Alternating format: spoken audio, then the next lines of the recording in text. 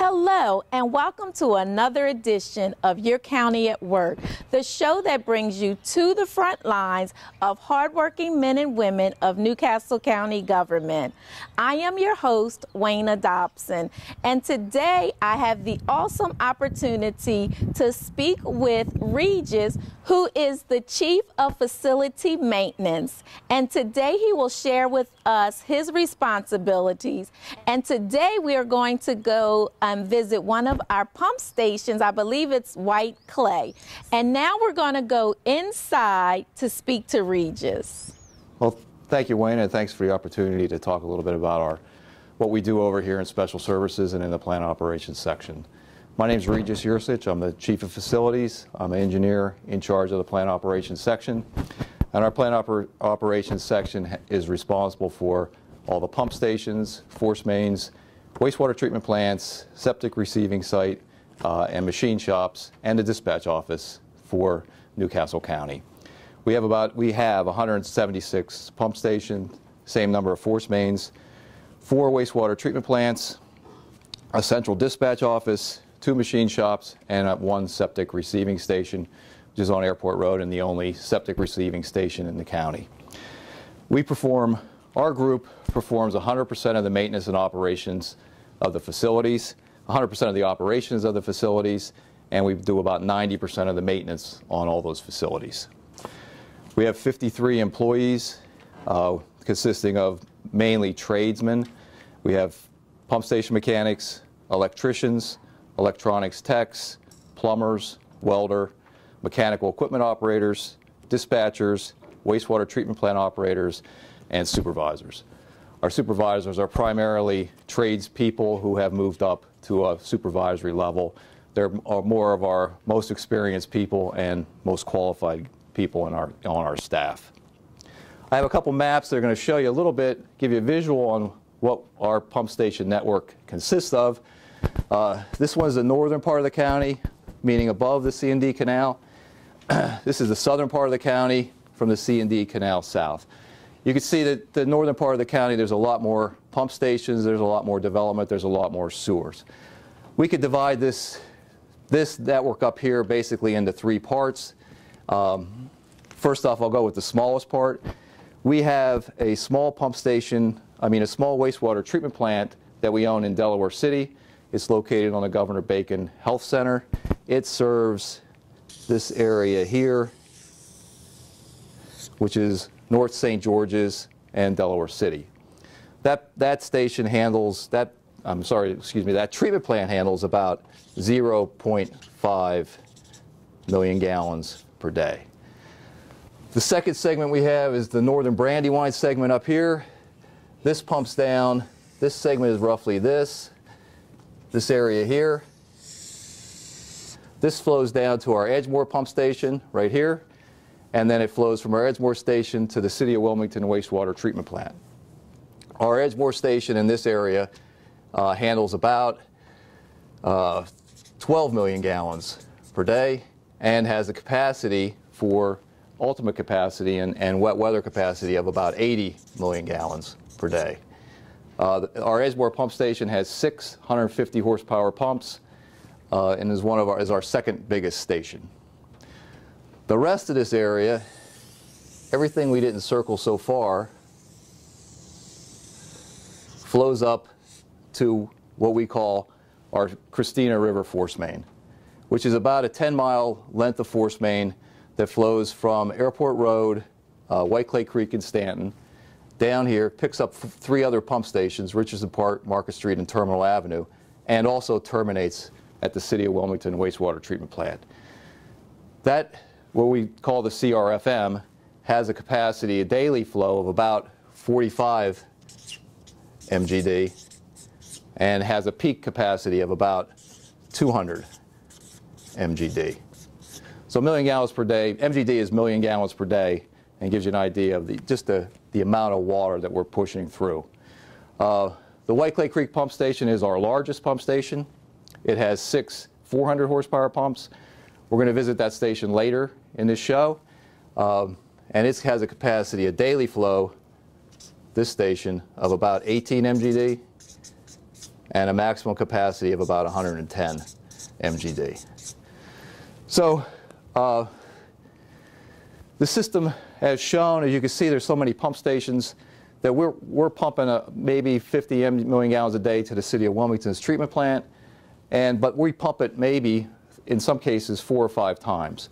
So if we start down here, down in the southern part of the northern Newcastle County at Belden, that pump station will pump to Belltown 2, we'll pump up to Red Lion, we'll pump to Christiana, we'll pump to Airport Road. And then from Airport Road, we'll pump it into the city of Wilmington. So oftentimes the water goes step by step by step before it hits the city of Wilmington. So north of the canal, the major point of treatment is the city of Wilmington wastewater treatment plant. That's also our major cost for Special Services Department is to the city of Wilmington to treat this flow. That treatment plant is rated for about 134 maximum flow, 134 MGD maximum flow. Our plants, we have 4 plants, treatment plants that we operate, the county owns and operates, one of them being Delaware City, and then we have 3 of them down south of the canal. We have a small plant at Liera Farms, which serves just this area here, and that's about 0.1 MGD. And we have another small plant here at Port Penn, which serves just this area here, which is, Bayview is kind of covered here, but it goes from Bayview just up the coast to Port Penn, and that serves about 0.06 MGD. And then we have our largest plant, which is at Water Farm 1 at MOT, which is just outside of Odessa, and that captures all this flow, all this, and that has a capacity of about 2.0 MGD. There's another major plant down south here, and it's owned by the city of Middletown. We do not send any flow to their wastewater treatment plant.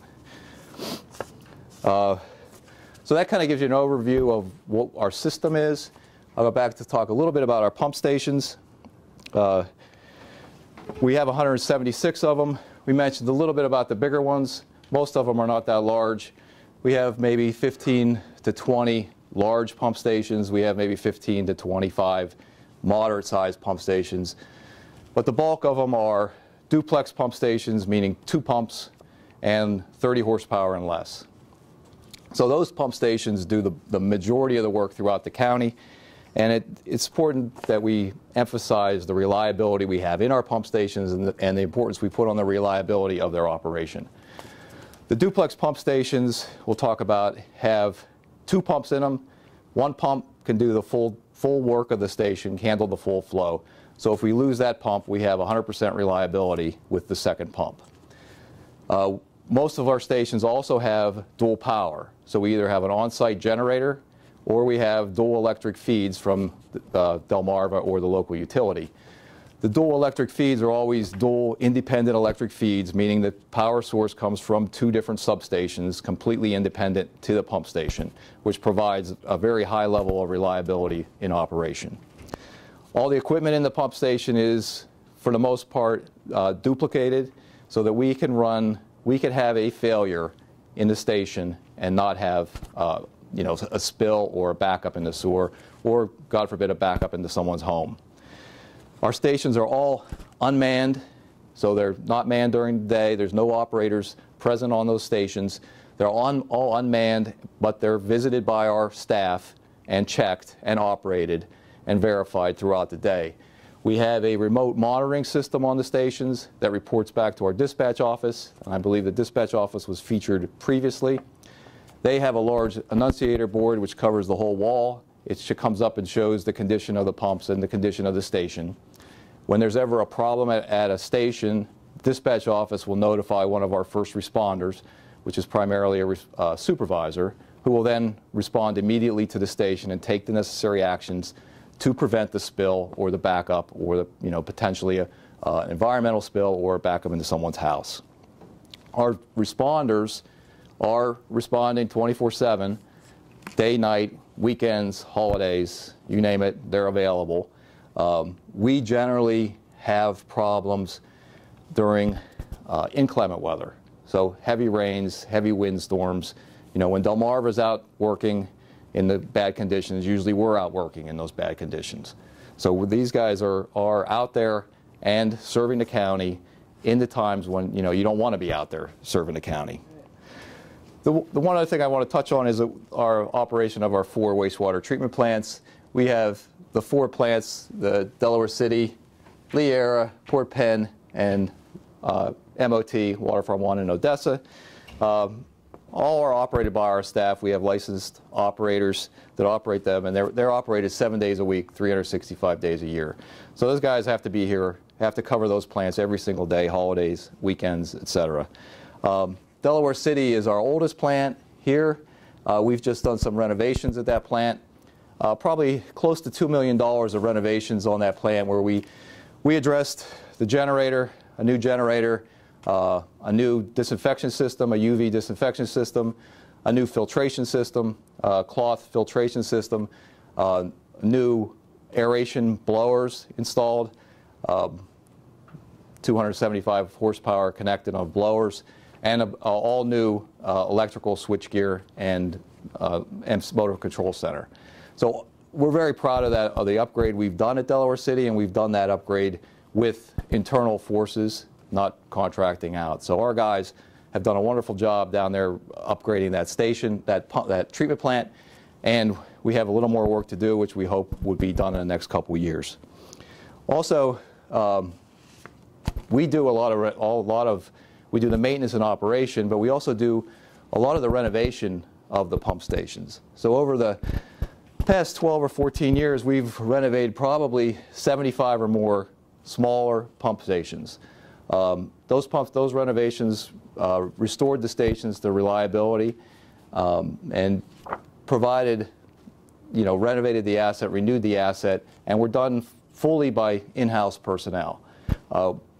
Previously, we contracted a lot of that work out, and we found that, you know, our guys can do it as well or better, and they are motivated to do it as well or better because they have to operate it, and there's a lot of peer pressure. So if we're rebuilding a pump station, they know who did it, who rebuilt it, and everybody else is going to judge them by their rebuild, and they do an excellent job. So kudos out to the staff. And I will close on a final note for the staff. I'm admittedly biased, but I think we have the best section in the county. Our staff is very experienced. They're all tradespeople. They perform professionally. They take a lot of pride in their job. They come in here day in and day out and do the work, whether it's a good job or not so good job. And in wastewater, there's some not so good jobs. And I would just like to thank them for all their work they've done throughout the time, and the administration, and Waynna, thank you for this opportunity. Hi, we're at our White Clay Creek pump station now, and we're going to do a quick tour of that, Waynna, and I'm going to turn it over to our superintendent of plant operations, which is James O'Hara. James O'Hara has been with plant operations for 31 years. He's an excellent tour guide. He'll be sure to answer any of your questions. All right, thank you. Good morning. Welcome to our largest asset as far as plant operation goes. This is our White Clay Creek wastewater pump station. It handles a big portion of the north part of the county. It's equipped with 6 electric sewage pumps. Like Regis said earlier, they're 400 horsepower. If you can take a look over to the side, you can see the pump room. It's quite deep.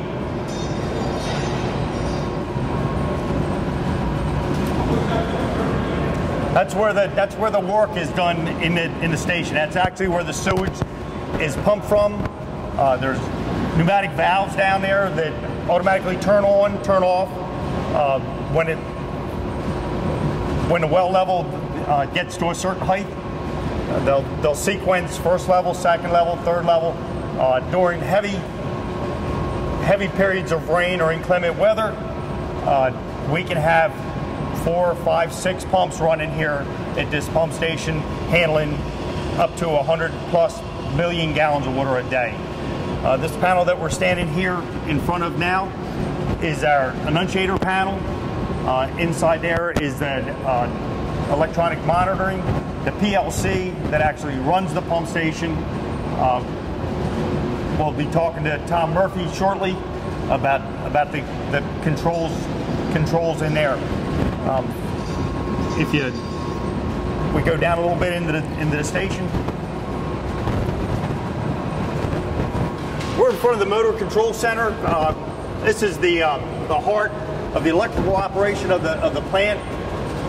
Right here, Regis had talked about dual feeds from DP&L, from different substations. This is the DP&L's 142 feeder. This is the 144 feeder. Okay. They come from different areas, different substations. If DP&L has a problem with one of the feeders, it'll automatically open the breaker, close a tie, and we can run off the opposite feeder. It does it within 5 seconds. That helps us with the reliability of the plant, continuing the sewage. Now, I have a question. The noise that we hear now. How much time? Oh, no, I'm saying, what is it that they're doing? Bill's moving a piece of equipment over there that's going to go out for repair. Okay. He's using our 6-ton crane. It's a big pump. Okay. He's getting it ready to be transported out. Okay. And how many team members do you have here? We have 1 mechanic and 2 electricians. Okay. In-house right now. Okay. All right. So where are we gonna go next? We're gonna go down to the basement, take a look in the pump room. The basement? Into the basement. The pump room. We're gonna go down there. All right. It's a couple stories down. Okay. A couple flights of steps down, but that's where actually the work is done. That's where the big pumps are, the valves, the equipment. Okay. One thing like Regis said, we're very key on safety. You can hear the noise in the background. Mm-hmm. That is ventilation to make sure this plant stays well ventilated while the men are in here working safely. Our staff is very well trained. They know our safety protocol. Uniforms, hard hats, glasses are all required, and they adhere to it. Okay. Well, let's take a walk down to the basement. All right, I'll follow you.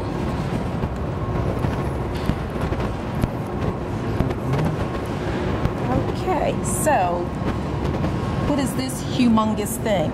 This is a American flow valve that was put in by our staff. Originally, this plant was built in the 70s, mid-70s, so the valves are 40-plus years old. Our staff just revitalized the pump station by installing new valves so we can shut off flow, work on the equipment. Wait, I apologize. You said our staff. Newcastle County employees did this? The employees out of our section, out of plant operations, did all the work. They did the extraction of the old valve, the pipe work, and the rigging to bring this valve in. This valve itself, with no piping on it, is 7,500 pounds. So quite a heavy task. The same fellows worked on it to replace all 6 intake valves and all 6 discharge valves. Quite a task. Utilizing the overhead cranes and rigging, they were able to walk it down underneath the catwalk, put it in place, and bolt it up, put the station back online. All right. When the station was originally built, there was only 4 of these Mars pumps. Mars Pumps is another manufacturer,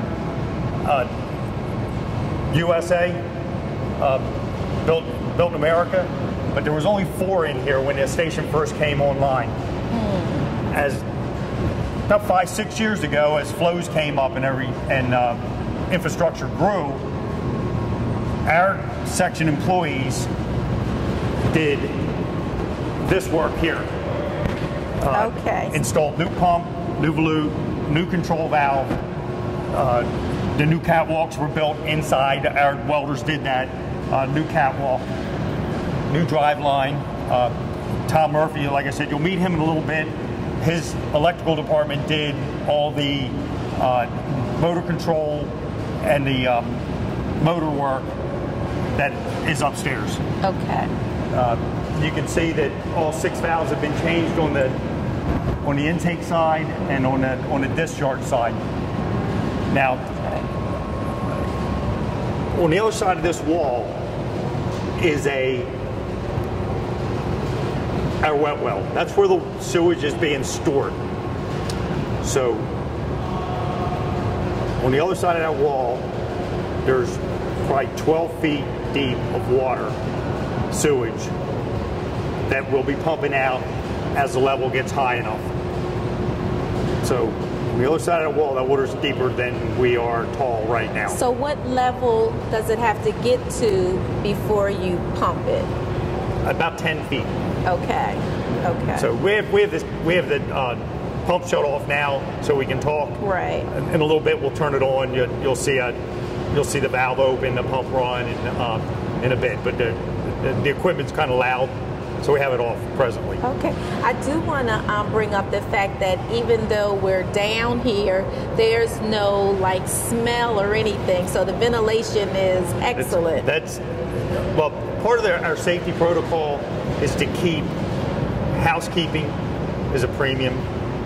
Ventilation is probably one of the fellow's best protection, so there's no buildup of any gases or low oxygen. Okay. So when they come in, one of the first things they do is listen for ventilation.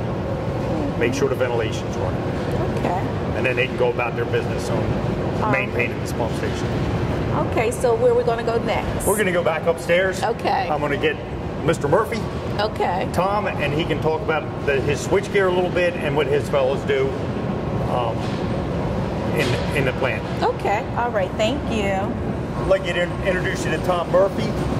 He's our electrical supervisor. Pleasure meeting He you. is a master electrician with 35 years experience in high voltage, electronics, motor control center. He runs our electrical staff.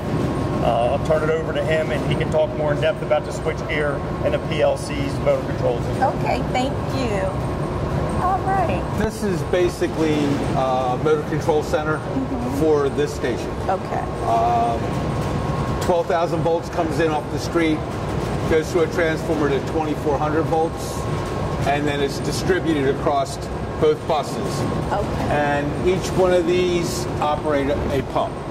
Inside there's a contactor to make the electrical connection, and then it goes over to the VFD over here. Now I'm going to show you. Now when you said BFD? B. BFD. Yes. And what is that? That is a variable frequency drive. Okay. That allows you to start the motor slowly so you don't have a lot of inrush. If you started these with a normal motor starter, was just closed and it started, you'd probably brown out the neighborhood for about a half a second because the inrush current would be so high. So what I'm going to do, I'll show you number 5. So prior to us coming over here, you shut down the valve. Why was that? Well, we turned the breaker off so that it de-energizes everything here, so there's no chance for you to get electrocuted or burned. Okay. All of our clothing is FR rated, and it has a numerical value on how many calories it can absorb before you start to get burned.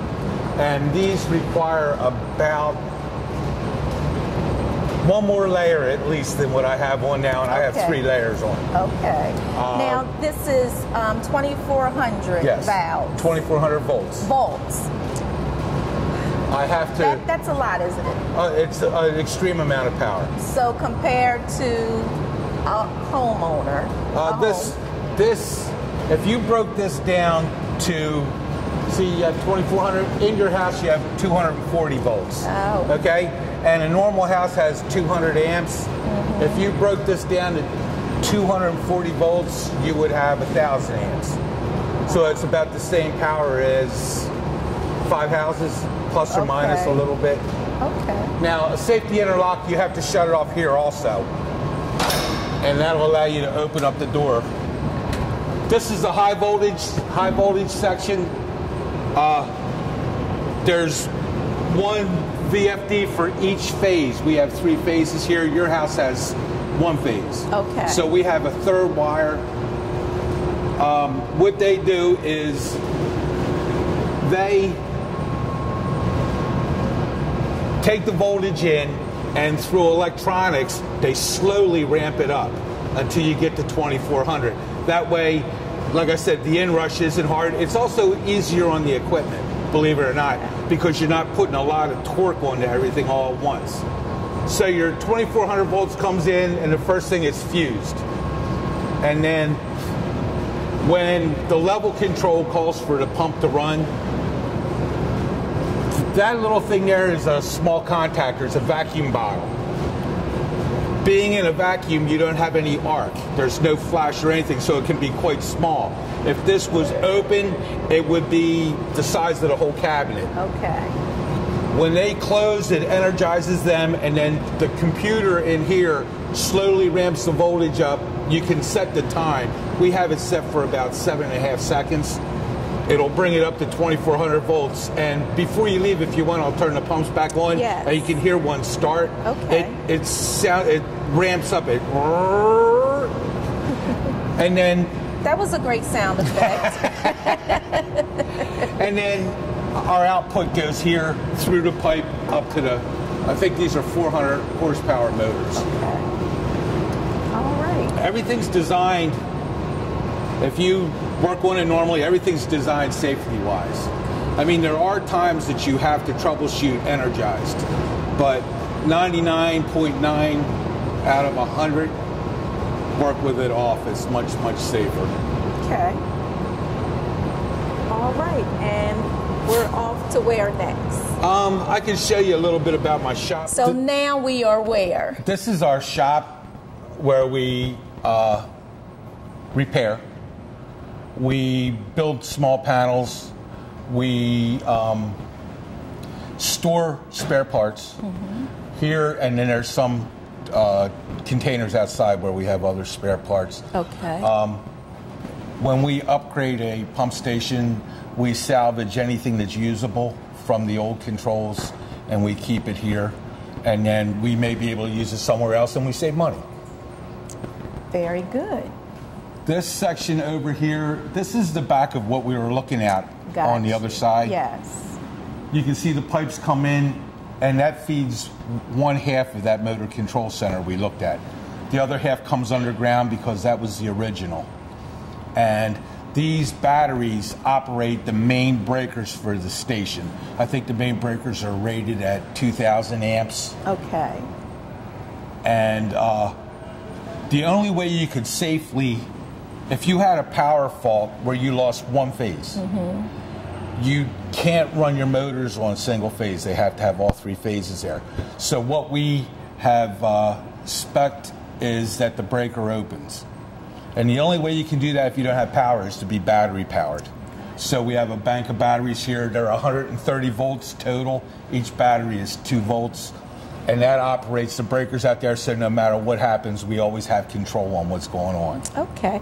And the gentleman here, what is he actually working on? Well, we found a little piece of equipment to monitor smaller pump stations, monitor the current in the motor. Okay. But when they were purchased, as you can see, the connections are only that long.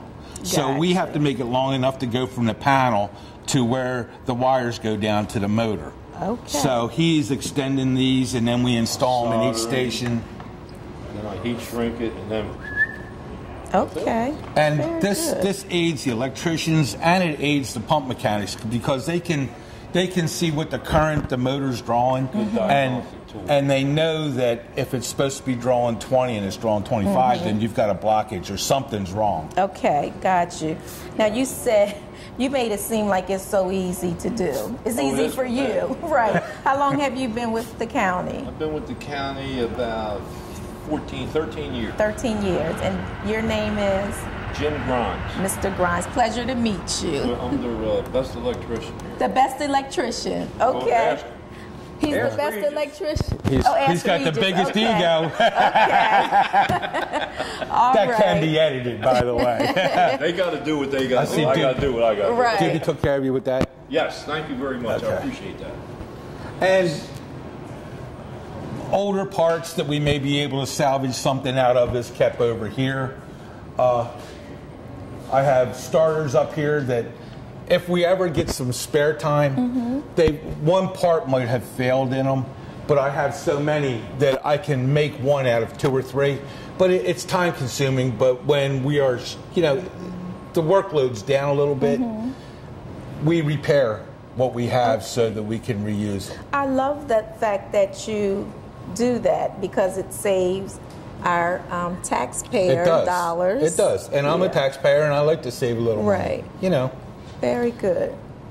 All And right. we try to keep enough spare parts that if there's even a catastrophic failure at a pump station, we have enough stuff here that we can completely rebuild it with enough time that we don't spill. Okay, great. So where are we off to next? I can show you our bucket truck. I have another electrician up working on the lights here.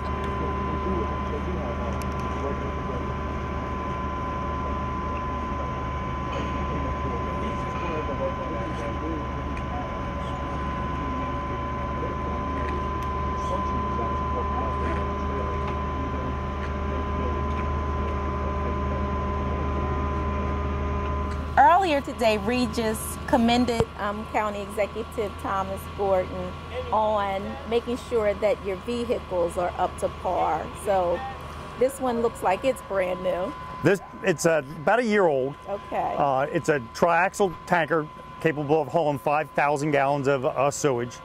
We use these for cleaning, maintenance of the small wet wells and facilities. We also use it if sewers has a problem with a main line stoppage, you can't break it. We can pump the sewer line out, transport it down the road where the sewer line's active. We can, if we have a failed force main, we catch the water using this tanker. And like Regis said, we are very busy during inclement weather. Okay. Bad windstorms, hurricanes, tornadoes, thunder showers. When DP&L has a problem and they're working, we have a lot of staff out maintaining the sewer system, responding to alarms, homeowner complaints, to make sure that we don't have a sanitary sewer overflow where we're going to put the public health or the environment in jeopardy. Well, I want to personally thank you because while I'm probably laid back with my feet up during a storm, you guys are out here doing the hard work. It's a lot of times it's difficult because we're a 24/7 operation. We're calling people in after midnight, 1 o'clock in the morning. They'll work through the night and then they continue on working their regular shift. So we have a lot of dedicated employees that we can get quick phone call. They're in work. They'll pick up a piece of equipment like this and respond out to make sure we don't have a overflow. Okay, and you have one of your team members here with today, right? Yes. This is one of our motor equipment operators, Guido Campanelli. He's going to pump this manhole out for us and show how this truck operates. Okay.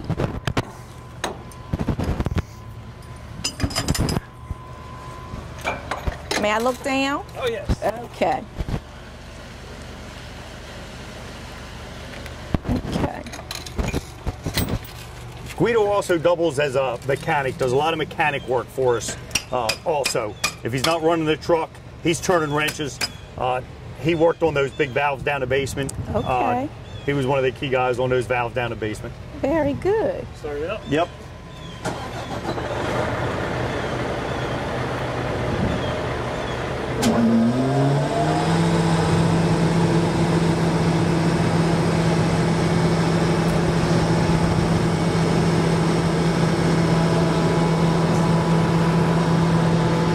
So what's happening now? The truck would draw the water out of the surcharged manhole.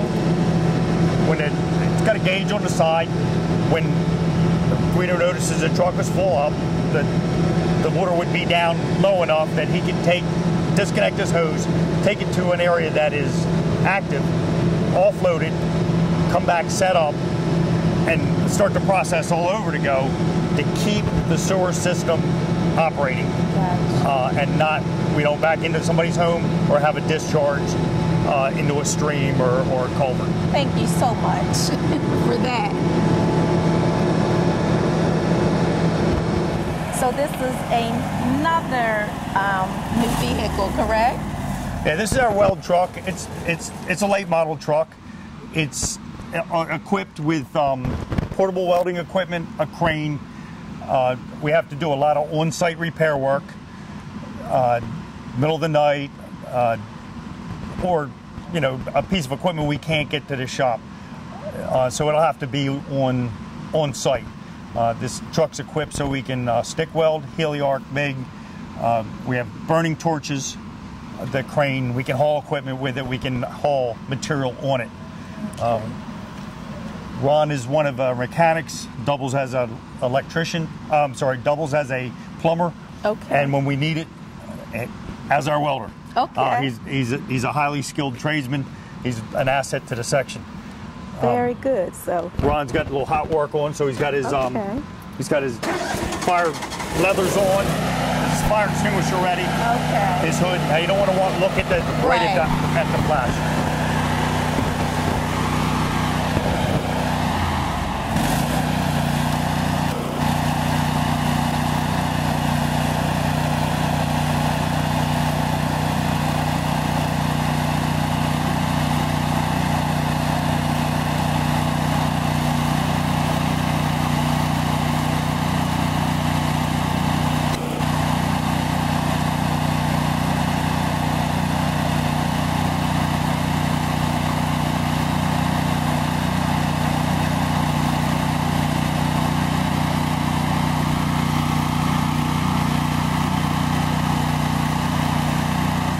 So much, gentlemen, for taking time out of your busy schedules to allow us to come out and see what you all do here for the county. Well, thank you. We appreciate the opportunity. My pleasure.